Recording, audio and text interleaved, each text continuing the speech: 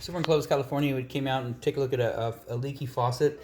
This guy with the water turned on, when you went to turn this guy on, water just flooded out. Of course, you know, the cover plate was on, and of course, the handle was on, but water would just pour out through here, run down, and then eventually made its way to the bottom of the cabinet. So first thing we do, of course, is you know, take the handle off, take the cover plate off, and take a look. This nut here was not even tightened down. And so we just got a little plumber's grease out. You know, we like to grease anything up, whether it's plastic or steel, and lubed up those threads real nice.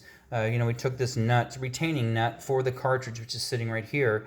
And that guy right there, you know, simple replacement. You know, you undo this screw, pull that cartridge straight out, pop a new one in, and use plumber's grease on anything rubber and whatnot, and even the threads. And then just tighten it down, you know, back down and snug it up. You don't need to really tighten this. You know, we just use a little wrench right there, tighten that guy back down. Once it stops turning, leave it alone. You don't want to over tighten this because it's plastic.